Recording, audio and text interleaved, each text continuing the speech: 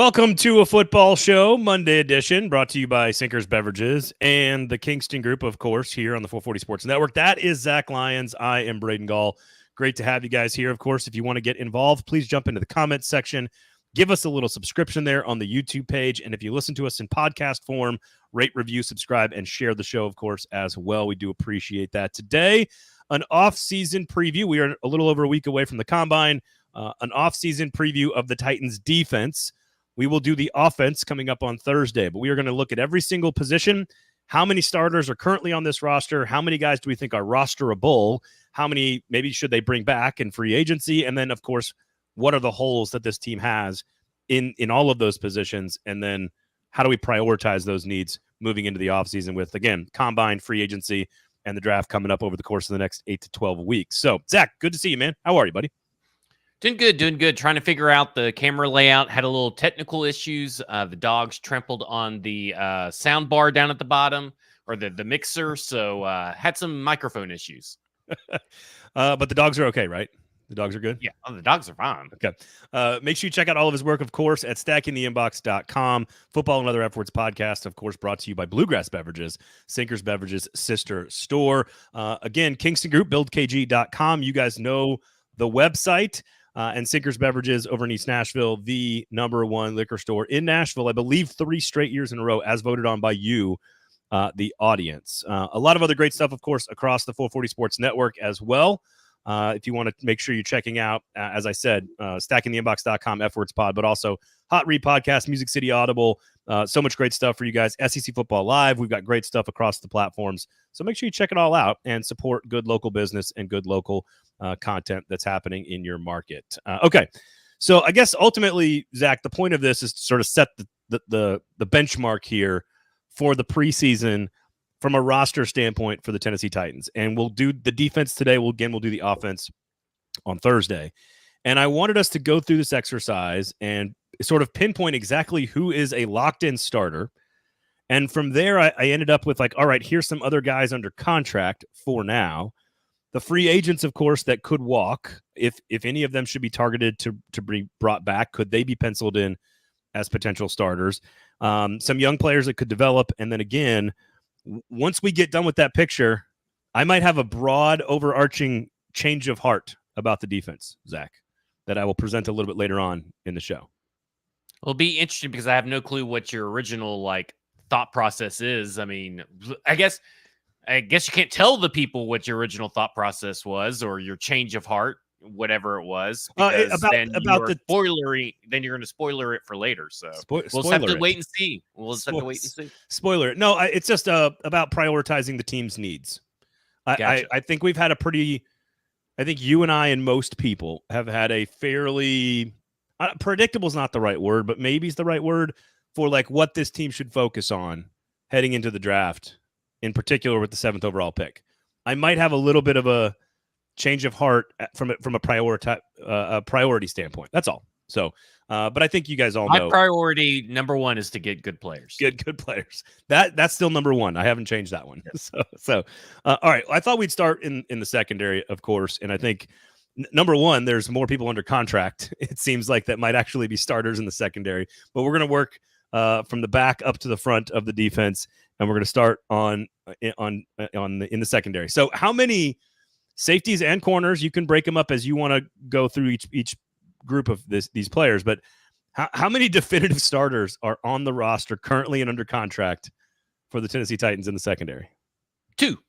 Roger McCreary and Amani Hooker. I mean, it's pretty straightforward that Roger McCreary may not be a starting outside corner, but as far as how the NFL plays defense, as far as how Denard Wilson has shown to play defense, or may show to play defense, based on his history and stuff, nickelback is a starter. Your starting nickelback corner is a starter in the NFL, so it'd be Roger McCreary and Amani Hooker. If you're trotting out a 2 cornerback set, he would technically not be the starter, but in the state of the current roster, he would be because there is nobody on this team. But as far as a starter for this team, Roger McCreary, Amani Hooker, hands down. So I've got those 2 written down. I've got Amani Hooker 2 years left, of course. Then he's a UFA. McCreary 2 years left on his rookie deal. I agree. assuming that you're going to have a slot corner, he is clearly your starting slot corner there. I wrote down Elijah Molden, and I had him down as a starter because that now could they go into free agency, and we'll get to this. They could address that and upgrade that position, which I think is maybe likely. But I think for now, he is guaranteed to be on the team. He's got 1 year left on his rookie deal, and he is probably, if not a starter, the first guy off the bench. I have him as a potential starter. So depending on what they do in free agency, like you said, I mean, I have it like starters, potential starters, long shot starters, and depth pieces. And so when you ask me who's starting, who's a lock to start, you can't put Molden in that, but you can put Molden in as a potential starter that could eventually be a lock to start if they do not address it in free agency, if they do not bring back maybe a Kayvon Wallace, if they do not draft a safety, then Elijah Molden looks to be your starting safety.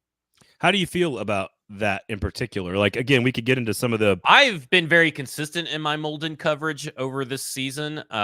When they started putting him at safety, I think we both agreed that safety was a better position.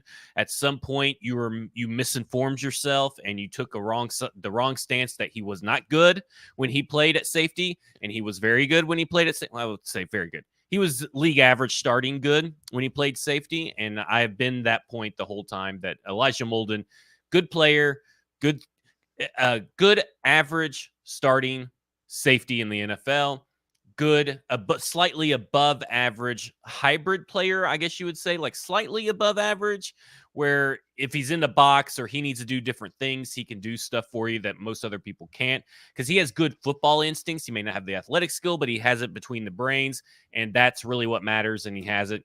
There's a lot of people, and you're not the only one, but there's a lot of people who buried Elijah Molden at one point, then dug him up and propped him up, and then they buried him again. And I think that's incorrect way to look at it. And I think that if you don't think that at least Elijah Molden is a league average safety, then you don't know what the fuck you're talking about. Wait, so when you said you meant like me specifically, not like the eventually, collective... yes. You were totally against Elijah Molden at some point during the regular season. And I had to talk. I disagreed with you. We disagreed on this show about Elijah Molden during the season. And so, yes, beginning you, then the royal you was used later. Well, I don't remember that at all. So if the audience wants to, drag me for that, Tony remembers if he's watching. Totally fine. Because I know he mentioned something in the chat. I'm assuming he had a couple of bad moments. I do remember a few missed tackles because I've always appreciated his ability to tackle in space. But Elijah Molden is a player that I remember day one as a rookie that I thought was like a very good, to your point, IQ football player. I think in the new positionless world that they are going towards, he brings a ton to the table, because even if he is not your true like high point, too high safety look starter, because maybe he doesn't have those traditional skills. I mean, there are some 5'10", 5'11" safeties that can play that high point. Antoine Winfield, I think, is undersized. But like he gives you so much versatility to match up with whatever the offense wants to put in from a personnel standpoint. 21, 12, 13, wide, it doesn't matter. He can play a lot of those different positions. I am, as a football player, I am largely an Elijah Molden fan. So I'm taken aback by my own takes, if that's what I said. So I've always thought he's people that went really hard on Elijah Molden right around the prior to the KB trade, I believe, is when people and maybe it was more of a reaction to KB being traded, but Elijah Molden was the better corner, and I had to or not corner, better safety for a couple of weeks. After a couple of weeks, and he ended up being up the better safety anyway at the end of the year, yeah. But I kept telling people, had to tell people and bring the stats up that like the stats show he is a better safety than current Kevin Byard. So that's just kind of where I'm at on that.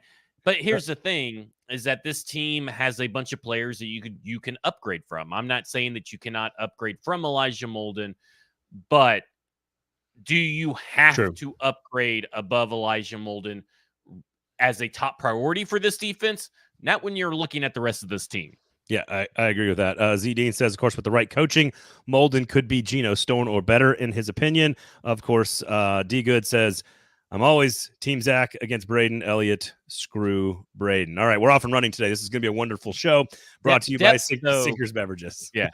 Trey Avery, take him or leave him. If he makes the team, he makes the team. If he doesn't make the team, he doesn't make the team. But I think that out of all the cornerbacks that we have yet to talk about, or defensive backs that we have yet to talk about that are under contract, Trey Avery is a guy that may be able to stick around, but we're talking cornerback 6, cornerback 7 type stuff. Hopefully this team upgrades tremendously in the defensive backfield, and it's got quite the opportunity to do so. Oh yes, it does. Just a real quick note, of course, Christian Fulton, Sean Murphy-Bunting, Terrell Edmonds, Kayvon Wallace, probably the top 4 that are all free agents. Of course, Sean Murphy-Bunting, I think, is very a likely target to be brought back. Caleb Farley still under contract for a year. Not sure what that means. You've got some of these other names, and a lot of these are just like sort of scout team contracts, essentially.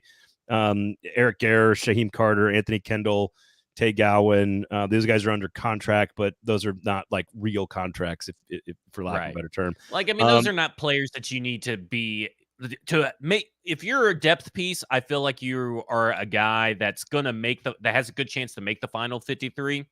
Those guys I do not feel the same about. But also, like you talk about Sean Murphy-Bunting, it's 1:12 p.m. on a Monday. They still have about an hour and 45 minutes to get something done before his void years accelerate. Him, Azeez Al-Shaair, Derrick Henry, and of course Ryan Tannehill, which are not going to get anything done.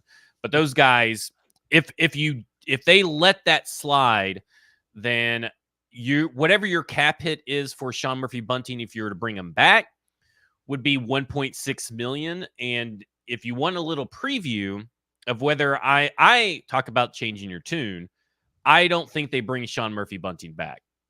And here's why. I think he's a good cornerback too. So if they brought him back, I'm not going to be like totally surprised or totally upset. But if I had to guess, the way that they talked about playing man coverage, the way they want to be physical and all that kind of stuff, that's not Sean Murphy-Bunting. Now, whether that's not Sean Murphy-Bunting because of the system last year, or that's really his game. But last year, he was not very good as a man cover corner. He had the 12th highest reception percentage allowed in man coverage, 20 catches on 29 targets for a 69% rate. And like I said, maybe it's scheme related, but that doesn't scream like a guy that is going to fit with what this new look Titans defense wants to do. So I'm a little cool on Sean Murphy-Bunting, but I would be fine if he came back as cornerback too. It does feel like if they are going to spend big, a la Malcolm Butler's contract, that if they're going to spend big on somebody, it does feel like a number 1 corner, whether that's L'Jarius Sneed or Jalen Johnson that Chicago probably gets franchised. You've got some lesser options that maybe aren't like true elite number 1s, but it does feel like that if they do go big, and meaning contract size and investment, it does feel like corner could be the one that free agency and dollars is a more effective way to solve that problem than some of the other positions. And 1,000% agree with you. I think that when you look at some of the free agent cornerbacks that are coming on the market, I think Jeff Okudah is a guy that people have kind of forgotten about, but he really rebounded in Atlanta under that defense. And then, of course, don't forget the secondary coach was Steven Jackson, and Frank Bush also knows Jeff Okudah. That could be a cheap option. Like if you brought in, instead of bringing back Sean Murphy-Bunting and maybe paying for, because I guess we can go ahead and just talk about corners real quick. But if you were to bring in Chidobe Awuzie and Jeff Okudah instead of just paying Jalen Johnson, I think that's a better use of money than spending one big ticket item, get you 2 good starters in the NFL, Chidobe Awuzie and Jeff Okudah, who have ties to this staff, and bring in Chauncey Gardner-Johnson as well to be the safety opposite of Amani Hooker, and he has ties to this staff. I don't know. That sounds like a pretty good secondary. Instead of spending like $50 million on one guy, spread that $25 million, take that half and spread it among 3 guys Well, for the secondary. So I was looking at the numbers. Like Awuzie looks like he's about a $7-ish million player. Again, I'm just going to ballpark this for the sake of the conversation. Yeah, it's fine. Geno Stone also around a 7. I'm going to put him on the same. Again, coached by Denard Wilson in Baltimore last year. He's about a 7 million, 24 years old, about a $7 million player. Those 2 players is the cost of Snead. And so if you could get Geno Stone and Awuzie at the same cost as Snead, are you a better football team? Maybe not. But are you a deeper team? Better than last year? Yeah. No, yes. I just mean like with Snead. I mean like if you're saying like Molden is this versatile piece you can move all around because Stone is now playing starting safety with, of course, Awuzie. Are you better than if you have Snead? I don't know. I don't know. Are you a deeper team that has more options? Yes. The answer is yes. And so I think depth is important here, and not to give away sort of again, my prioritization of the positions. But I think corner it was always like sort of second tier, but pretty high.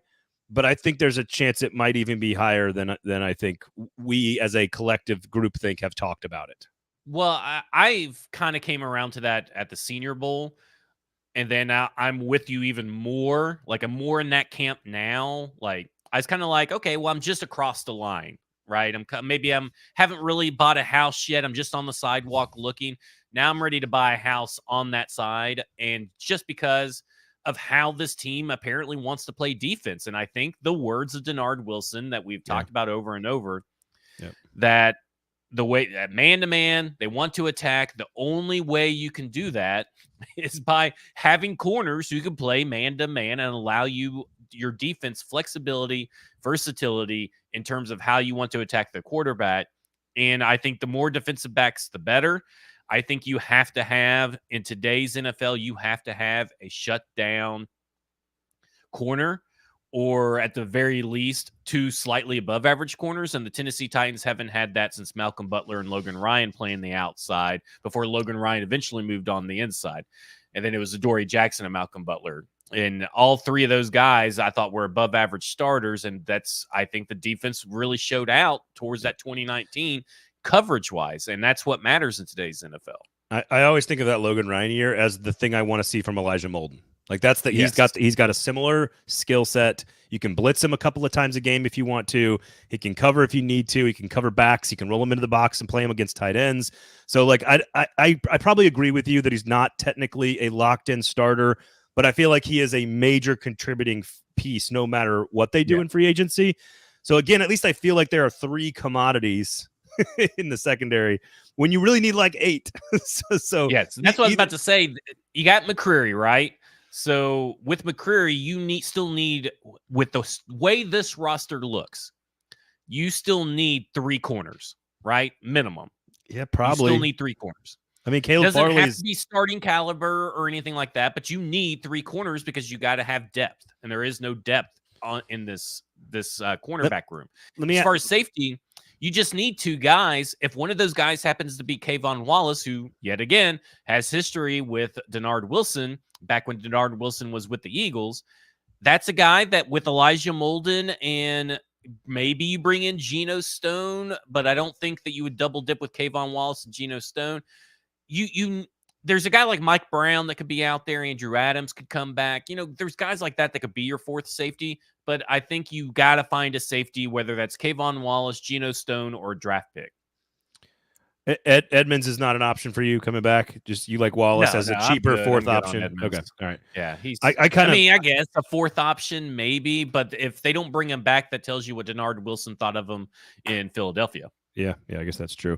Okay, Sinkers Football Show brought to you by Sinkers Beverages and a Kingston Group. Dry January's done, folks. Okay, go get you some booze. It's great. Booze is back. Go and get some booze. They've got great bourbon. They've got great wine. They've got a huge champagne selection, and I guarantee you they beat on wine and champagne. I check it all the time in my neighborhood.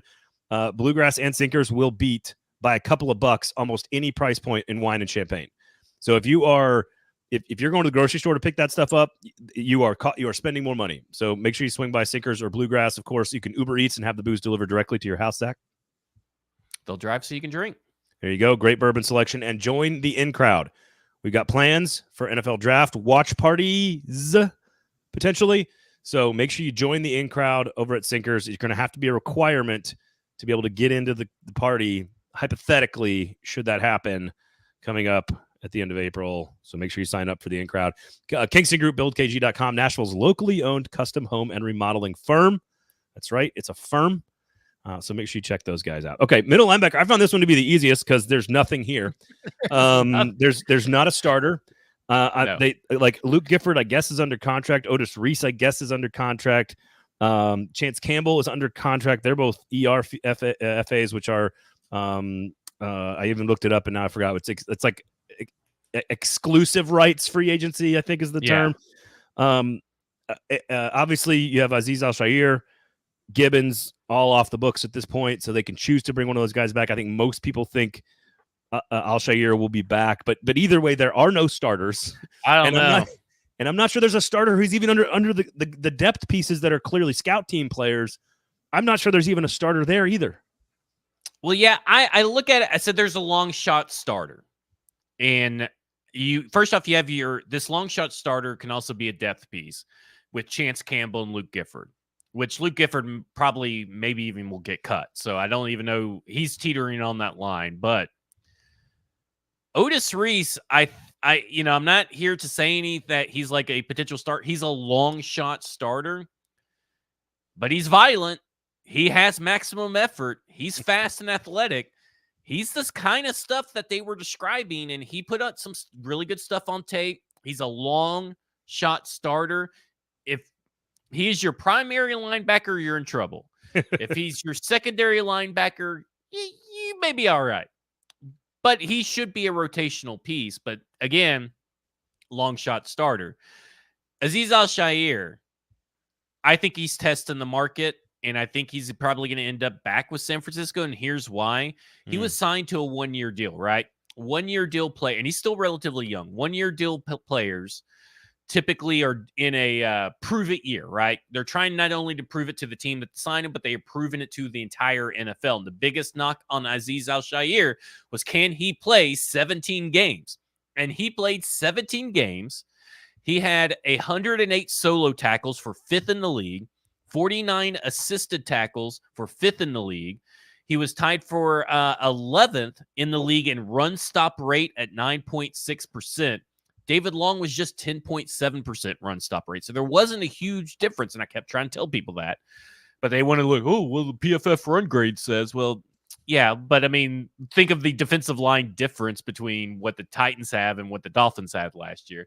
But at the end of the day, the raw stats tell you, the advanced stats tell you that he had a damn good year. And he did it playing 17 games, playing a ridiculous amount of snaps, hardly ever came off the field. And so he answered a big question for him and his agent. And to the NFL, can you play a full 17 games and be an above average NFL starting inside linebacker? Yeah. And he answered yes to both those questions. I'm not so sure that he is going to come back and Dre Greenlaw tearing his Achilles. Yeah, at the last minute. Yep. And guess who was down there pregame? With the hyping him up. Yeah. Hyping him up. All right. I would love them to come back, but kind of like Sean Murphy Bunting, I'm not convinced that he is coming back. So there's a lot there. Let me try to react to some of it because I agree with D Good here on Otis Reese. He's a good 3 right now. I think that's exactly right. I think he makes the team. I think Otis Reese is going to make the roster. I don't think he should be a starting linebacker. I think he's a good backup piece and a nice rotational piece. I will say, going to camp last year, he was noticeable every time he was on the field. He was noticeable. And then I think he put some good film, to your point, together in the last couple of weeks of the season. I think Azeez Al-Shaair is a really, really high-end number 2 middle linebacker. I think he's one of the best high-end number 2 linebackers, but he is not the dog like that is like a superstar. Like when you look at Nick Bolton or Fred Warner or, Roquan Smith or like these guys. They also have running mates, by the way, that are not Jack Gibby. True, very true. Which brings me to my last entire defense around those linebackers are really, really good. Who is a linebacker that was in a similar situation as Azeez Al-Shaair and put up those kinds of numbers? Well, like to your point, that's the question you have to ask. I don't know the answer to that question. Levante David and Devin White, both available, running mates, right? Like running mates. Yeah. Patrick Queen, running mate with Roquan Smith. To your point, Greenlaw, running mate with Warner. But ultimately, is Azeez Al-Shaair that elite number one guy that changes your whole defense? He's not. He's a very, very good number two. But no inside linebacker really changes your defense anymore. So what's crazy to me is the list of names available in free agency. And I think they're almost all going to be too expensive. So if you can find one of these aging veterans, whoever, but they can't, right? Can I say something real quick? But they can't all be too expensive, because that's not how the linebacker market is the running back market for the defense. They all can't be too expensive. Well, that's what I was going to say is if somebody gets huge numbers, Patrick Queen or Devin White or Josie Jewell, whoever is it that gets to the big number, it's going to move down quickly. And when you get to whether it's Devin Bush or Perriman or Quan Alexander, there's a lot of guys that have played a lot of snaps who are veteran players who still have stuff left to play for. And at some point, one of those guys is going to get to a price point where it makes a whole lot of sense for the Titans to go get one of them. Because here's ultimately the problem. If you were to put the top 8 middle, I don't have the snap count in front of me, but if you put the top 8 middle linebackers, not outside pass rushers, but middle linebackers, if you had the snap count for the top 8, there's a chance that one is coming back on this roster. And that might be Otis Reese. Yeah. Like there's a chance that you have the entire top 8. Like 3 deep of middle linebackers could all be gone and not on this current roster right now. And again, I don't know if I see anybody on here, especially if Al-Shaair leaves and goes somewhere else. Yeah, that's the problem. Is like, okay, maybe you bring over Oren Burks. Maybe you take a chance on being able to rehab Devin Bush. Maybe Devin White, but Devin White really has not been that great. He hasn't been consistent, and some stuff that was going down in Tampa Bay really raises your eyebrows. I mean, Willie Gay Jr., Patrick Queen, I think are 100% upgrades over Azeez Al-Shaair. I think everybody else is kind of the same. Well, and Queen could cost you like more than $10 million. Like, I do like Willie Gay. I think that's an interesting one. I really like Devin Bush's first and second down ability. I don't love his third down ability. And I'm not sure who's the first one you mentioned. I don't like Oren Burks. I don't like him at all in space. I just think he got exposed in the playoffs and in the Super Bowl. So I don't like him. But I think there is something to be said about, you're absolutely right, they have running mates. But there is something to be said about having a true difference maker at middle linebacker, and you don't have to get them in the first round. So the good news there is maybe you trade back and get extra picks. Let me tell you something. There ain't one in this draft class. Yeah, I mean, you might be right. There is no difference maker at linebacker in this draft class. I think that really your best bet is to take a flyer on Nathaniel Watson, the Mississippi State middle linebacker. I'm really liking what I see from his tape. What I saw at the Senior Bowl game that week wasn't that great, but the game was really good. But I think everybody's going to have to kind of this is the one place in free agency, the draft, and the different and the holes that this team has to fill where it does not line up for the Tennessee Titans very well. No, it doesn't. And that's why I'm kind of surprised that as of right now, they have not gotten Azeez Al-Shaair, but I think that if I was his agent, I'd be leveraging free agency in the market at this point, because I think that he's probably a top 5 linebacker in this free agent class. I will say, though, to your point about, like, if you go look at middle linebackers it's like running backs this year in free agency. Yeah. There are so many of them available, and if you just are willing to find the guy that you like the most and wait, again, this is just contract or hate value. The least, if you want to look at it that way. Right. I mean, like there's a lot of experience here, and some of these guys are maybe just too old. I get that, but Devin White's only 26. I didn't realize that. Josie Jewell's 29. Bobby Wagner, Jordan Hicks, Levante David, Devin Bush, Patrick Queen, Denzel Perriman, Oren Burks, Ezekiel Turner. No thanks to Zach Cunningham, Shaq Leonard, Willie Gay, Quan Alexander, Jared Davis. I mean, there's so many guys that are available. Could you find the right one and maybe pay $4 or $5 million and overpay by $1 million and get somebody that's sort of down but like fits what you like, and then package them with Al-Shaair? I mean, like, whoever you get, unless you get Patrick Queen, and maybe they will go spend money on. Like, I think they'll spend money, but I think there's only going to be like two big ticket items throughout this whole thing. I agree. And that's fine. They're your long-term, like Patrick Queen would be a good big ticket item to spend money on because he's so young and he's so good. Devin White is worse than Azeez Al-Shaair. So like, yes, maybe he's better in this system with Frank Bush and Denard Wilson than he was down in Tampa Bay, but he's playing for a guy in Tampa Bay, Todd Bowles, who, guess what? Some of the stuff that Denard Wilson will be incorporating is stuff that Todd Bowles runs. And if he can't run it for Todd Bowles, he's probably not going to be able to run it for Devin White. So it's a bad year to need an inside linebacker. To me, the strategy would be don't spend money on linebacker unless it's Patrick Queen. I mean, I agree with Stoney here, says Patrick Queen or wait till 2025. But build your defense knowing you ain't got shit at inside linebacker at this point. No, you don't. So again, if it's like Willie Gay and Al-Shaair for I'm like okay with that. $8 million, I like Willie Gay. I think he's probably a little bit better than Azeez Al-Shaair. Yeah, I think that's a good rough. combo. It's rough sledding out there for linebackers. Life is hard out here for a middle linebacker. It is. But also, just like safety and running back, which we'll talk about on Thursday with offense, those are the ones that are easiest to find late in the draft. You can find 4th, 5th, 6th round players that are contributors routinely at that position. So and this draft is littered with linebackers that are day 3 linebackers that have good upside, but you're going to have to coach them. All right. So far, with almost 2/3 of the defense covered, we have a grand total of 2 starting players for the Tennessee 2 starters Titans. and 1 2.5. Elijah Molden. Yeah, right. An Amani Hooker, a Roger McCreary, who's a slot corner at that. Yeah. And then a half a safety / half a slot corner in Elijah Molden. No middle linebackers. We're off to a great start, Titans fans. Make sure you go to Sinker's Beverages if this team makes you drink. Kingston Group if it makes you break shit around your house. So go check it out. All right, so that takes us to the outside linebackers and the pass rushers. I have an ass starter here, of course, with Harold Landry, 3 years left on his major contract.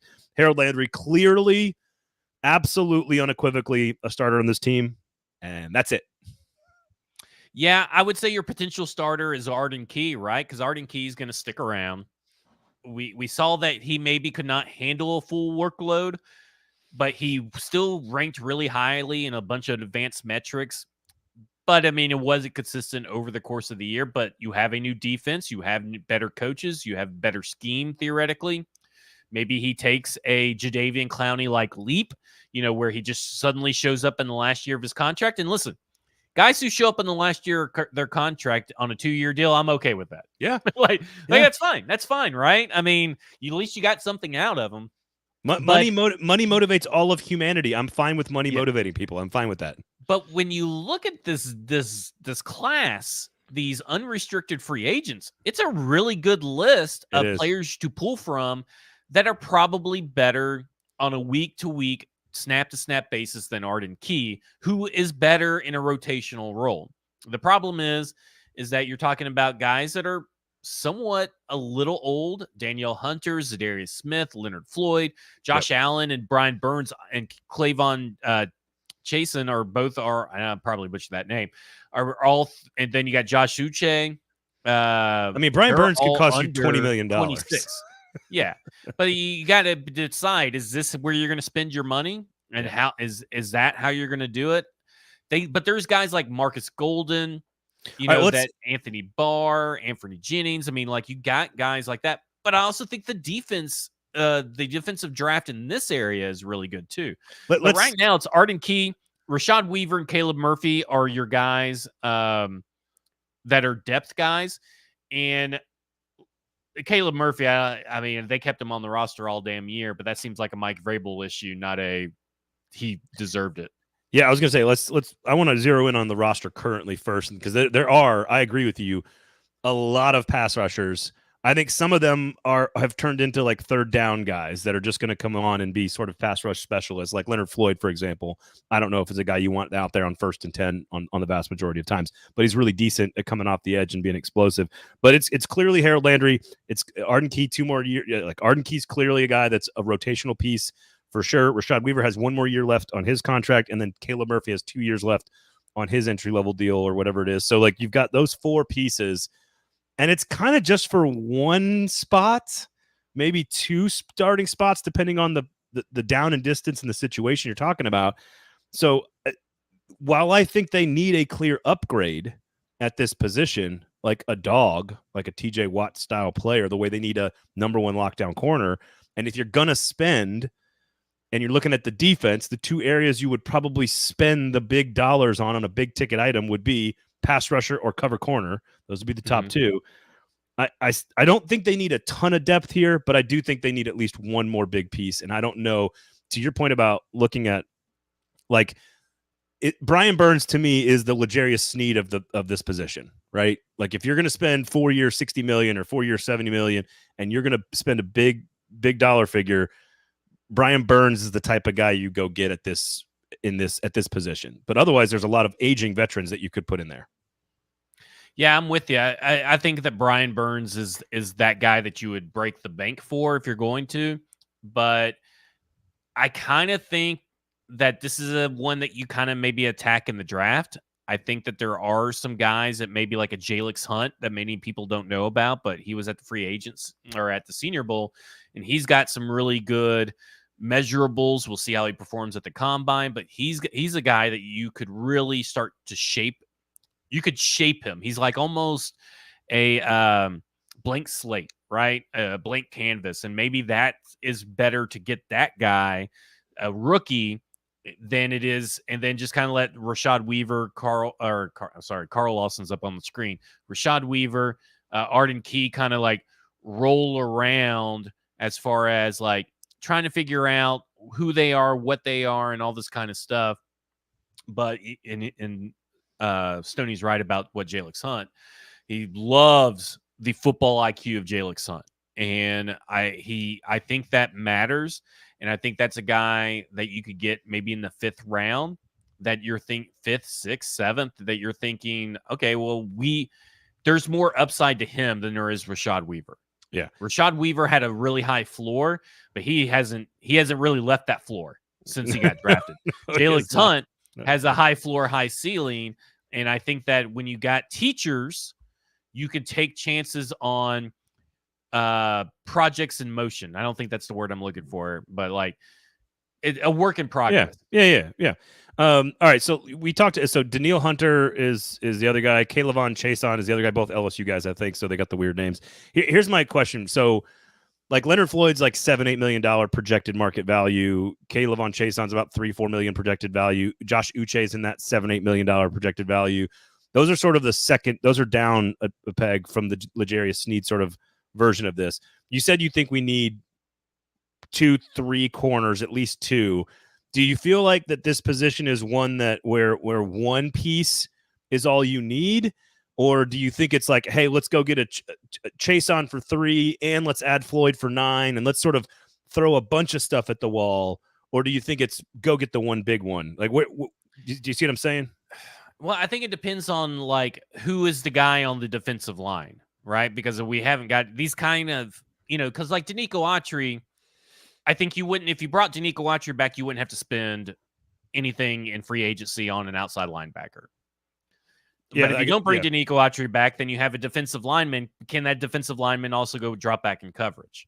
Yeah. So it's, you're kind of looking, when you're talking about positionless football, you're kind of looking at a defensive end that can also drop back in coverage, or you're talking about an outside linebacker or edge rusher that can put his hand in the dirt, because those kind of tie, because you need, it's Jeffery Simmons on that defensive line and nobody. Well, we can get. So I mean, you kind of have to talk about them both. Yeah. But to just clarify where we're at on the edge, Harold Landry starter, Arden Key potential starter. Then you have Weaver and Murphy. On the defensive line, you have Jeffery Simmons and nobody. It's one better than the linebackers, but it's true. So Autry and nobody. Autry, Gibson, Davidson, TK, Black. I don't even know Ross Blacklock. They're all free agents. You've got Bohanna, your guy, Coburn and Brown, who are under again, make the practice Not squad convinced type. Quentin Bohanna is a person. Yeah, I know.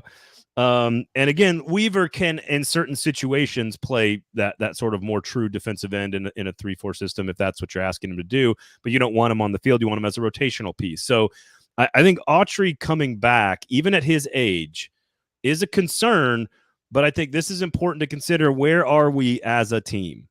And if that's what I would be asking myself if I'm in that meeting is: are we trying to win a Super Bowl this year? The answer is no. So, Are you okay with the diminished Denico Autry for a year, maybe 2, because you're not trying to win a Super Bowl in the next year or 2?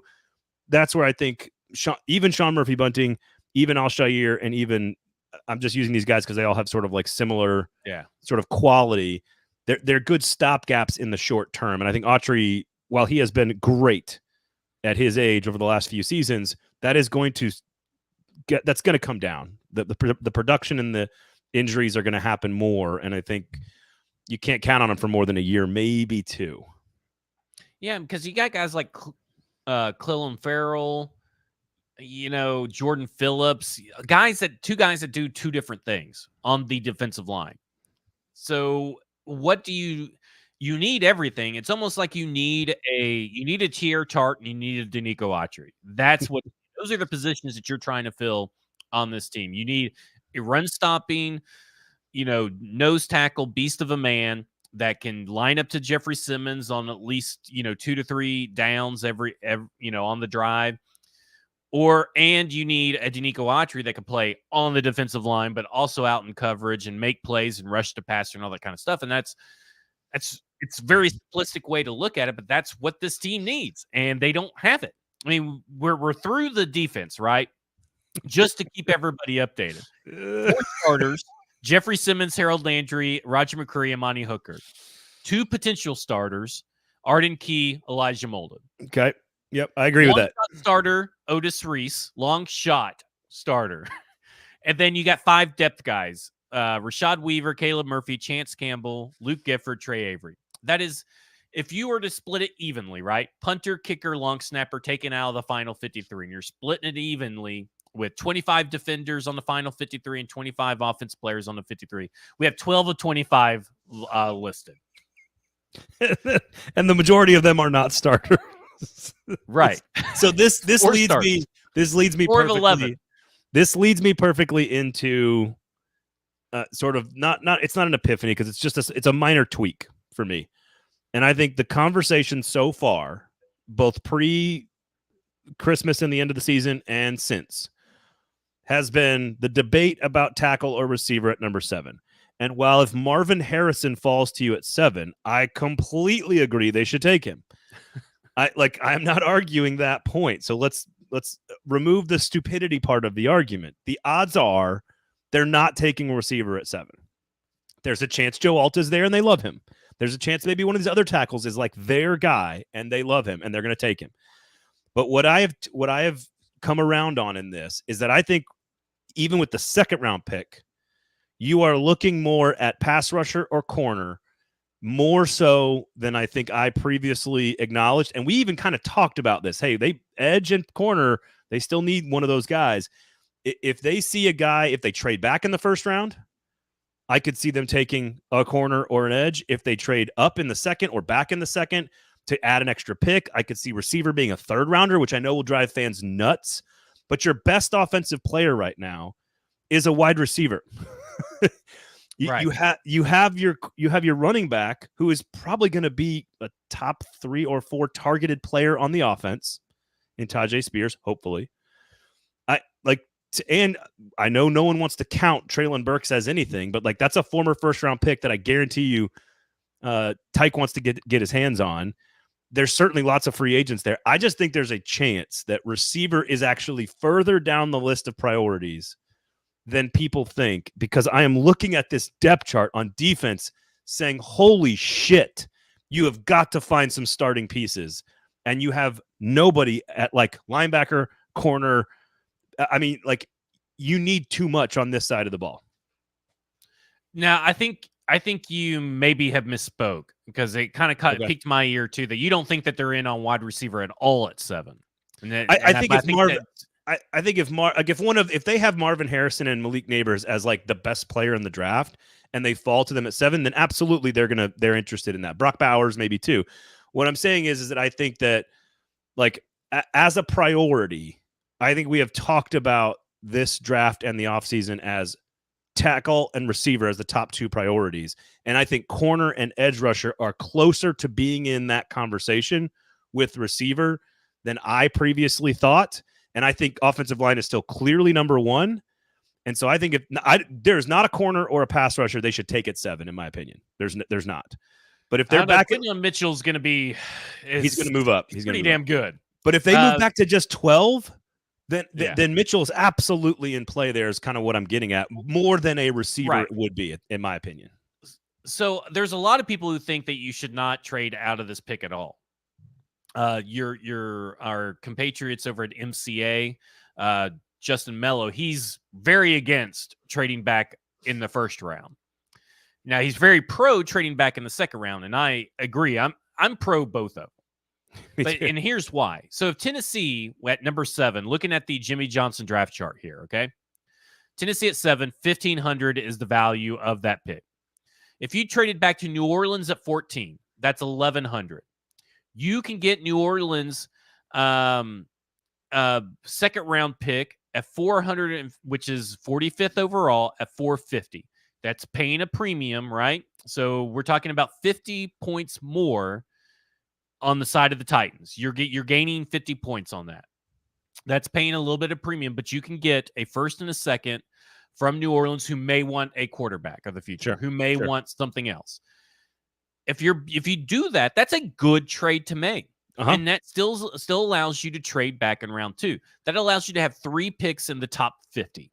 So, okay, I love this idea. So that's a very good haul. So in my mind, if you drop back to 14 and let's say you get Nate Wiggins, Quinyon Mitchell, or Terrion Arnold there, that's fine. I don't think there's a first-round edge rusher in this class. I'm not in on any of these edge rushers in the first round. So that's where I would disagree with you on that end. No, I don't think they are. I agree with you. I don't think there is either. Okay. I actually think, and this is a perfect example. I think this is a great scenario. They still take tackle at 14 because we know there's still going to be good ones available. There's Brian Thomas, who's a good wide receiver. But here's what I'm coming around on. They trade back to 14. They pick up 45. Their pick right now is what, 37, 38, 37? 38. So they'll have 38 and 45. That's a perfect sort of explanation for how I'm thinking about this now. If they're on the clock at 38 and 45, they're taking corner first. That is where that's where my head is, because the receiver class is deeper, and I think corner, and honestly, just doing this exercise on the defensive roster, I think they have more depth at outside linebacker. You sign Autry, you don't necessarily need the piece. Corner's better in the draft anyway. I'm just saying I think corner and receiver are much closer to being even in their minds than I think we have had a conversation about writ large, fans, media, this show. I don't know if I can agree with that just because of everything that Brian Callahan has said. Now, maybe Rain Carthon has a different point of view, and that's ultimately what matters in the big scheme of things, is what's his point of view of what is necessary.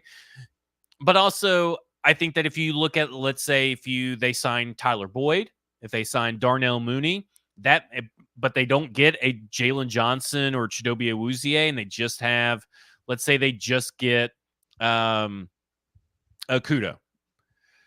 Well, then you could say, well, they got DeAndre Hopkins, they have Treylon Burks, they have Chig who I know he's a tight end, but that counts in terms of pass catchers. They have Tyjae Spears as a pass catcher.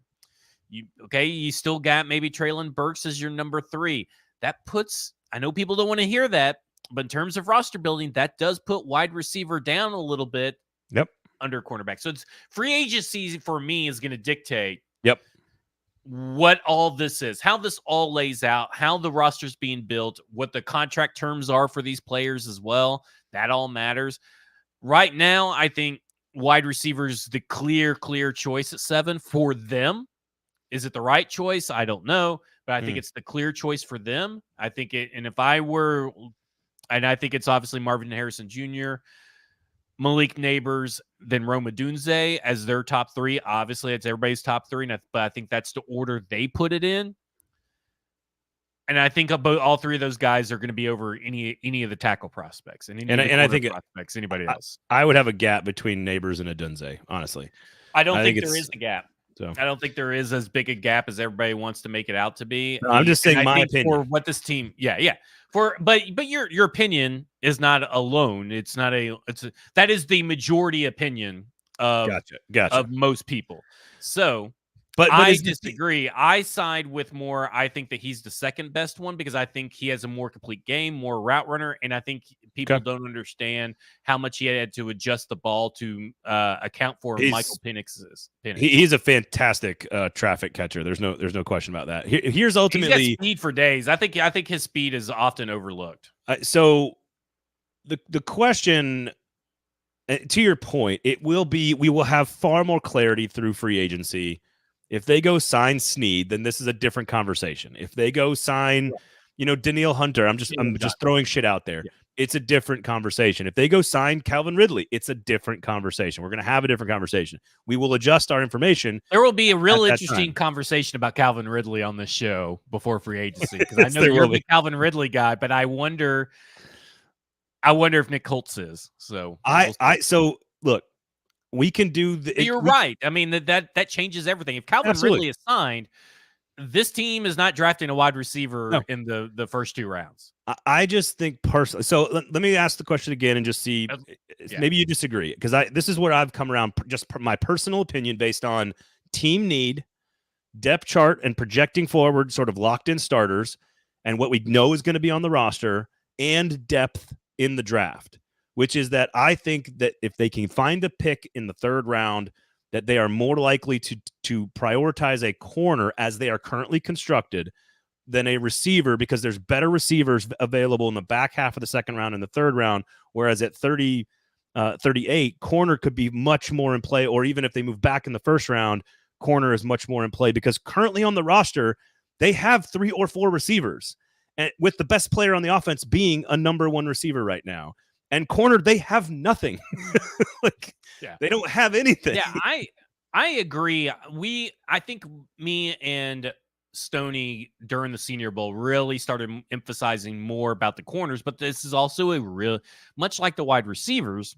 This is a very deep corner class, in my opinion, as well. So it's just it's a weird, interesting draft to where I think the Tennessee Titans options at 7 are not just tackle and wide receiver. I don't want Terry and Arnold at 7. I don't want. Yeah, I don't either. But I think that there's trade backs, there's trade ups, which I would not recommend. There's Quinyon Mitchell. There's Nate Wiggins, who I think a lot of people have kind of started kicking to the side because there's other pre-draft darlings shooting up like Quinyon Mitchell. Yep. Listen, there's Jerzon Newton. I mean, people don't want to talk about, but you put Jerzon Newton next to Jeffery Simmons, that helps your defense just as much as anything else on this thing. Big defensive tackle. There's a lot of options. Yeah. Brock Bowers. So here's what's funny, though. This is the good news for the trade back folk, and maybe the bad news for the stick and pick folk. It is a very good draft class in the first 100 picks for tackle, offensive tackle, wide receiver, and corner. Which means they're probably the 3 top needs for the team. And so you've got to figure out a way to get an extra pick. You got to do it. I don't know what that means. And maybe to your point and what Mello was saying on Music City Audible, check out that show. If you move back in the second round from 38 to 50, pick a number, you can still get one of probably 3 or 4 or 5 different receivers that you think can come in and play as a number 2 or 3 right away.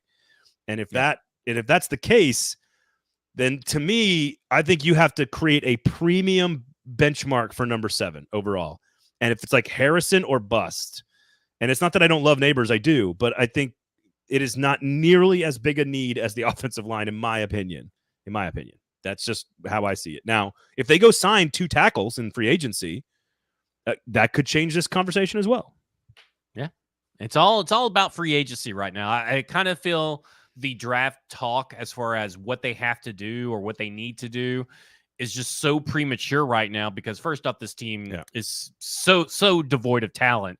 They just can't throw away any kind of position. We don't know what the top 6 is going to do. We don't even know if the same top 6 teams are going to be the top 6 teams.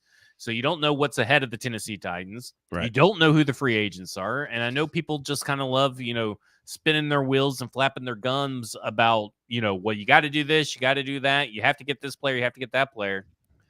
I don't know, like if you get a 3rd round pick and you draft Malachi Corley and pass up a wide receiver in the 1st round, I think you're fine. Yes, 1,000,000%. Like, I mean, that's just kind of where I'm at. 1,000,000%. That's what I'm saying. I think it's tackle, corner, receiver. I think that's the order if I had to guess right now. But let me ask you this. We'll wrap up. I think from their perspective, it's receiver, tackle, corner. Okay. But that can change, right? Absolutely. Right now.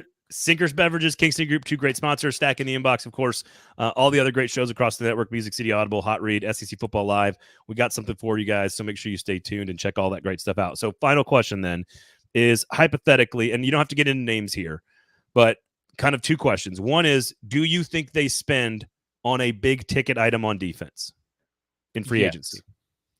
Okay. Yes. I think it's either going to spend on a corner, an edge rusher, or a linebacker. You may be able to get a linebacker and a corner and a linebacker and an edge rusher. So I kind of am like, if you set it at 1.5 as big ticket items on the defense, I may be tempted to take the over. And assuming that like $8 million for a linebacker is big ticket, right? Like, is that what you're kind of getting at? Like, yeah, I would think so. I think there is. I don't know. One, let me see what Patrick Queen is. Well, I think he's like 11 or $12 million. So but that would be more. That to me would be more big ticket. Yes, I agree with that. In my head, I think there is one big ticket free agent signing on defense, and I don't know. My assumption 18.5 average. It's nuts. Ooh, crap, it's nuts. I'm out. It's nuts. No, Queen has been weird with this lately. I think it is corner, because we know Denard Wilson wants to play press man coverage more than he's probably letting on. And I think that is the thing that is hardest to find. They have the most slots to fill, and there's a bunch of guys that are available. So to me, that would be my guess, but we shall see. Combine is up next first, of course, and then we'll go and dive into free agency, which I believe is March 11th, I believe. So we're less than a month away from free agency. So legal tampering period is a couple days before that. We're going to do days away. Oh, it's going to be so much fun. We can't off. We're going to do this entire exercise for the offense coming up. And again, I'm doing this exercise to your point about best players. They've got to add pieces. I will say this. If you are going to start a roster rebuilding process, you could argue that the 2 toughest positions to fill on a football team in the NFL are starting quarterback and elite defensive lineman. And they have both of those things to start this process. So I'm going to end on a high note here, Zach. And I'm going to say, look, you got your quarterback for cheap right now for 3 more years. And you have Jeffery Simmons, one of the best players in the world at his position. If you have nothing else and you only have 2 good players so far, you do have the 2 most important positions and maybe the 2 most difficult positions to find already filled with pieces that you believe in long term. So that's my spin. That's a good positive note to end on. There you go. Sinkers Beverages, of course, Kingston Group. Make sure you check out our wonderful and amazing folks over there. Support good local business. Subscribe to Stack in the Inbox. Check out Football and Other F Words and all the other great shows across the 440 Sports Network. We do appreciate you guys listening. Click subscribe on the YouTube page. Share it, of course, on the podcast feed, wherever you get your podcasts. We do thank you all for supporting us and for listening and for hanging out. So go to Sinkers and sign up for the in-crowd as well, because that'll give you an option to maybe hang out with us during the draft and all this stuff that's going on. For Zach, I am Braden. Thanks for listening. Offense coming up on Thursday. We will talk to you then. Everybody else, have a great week.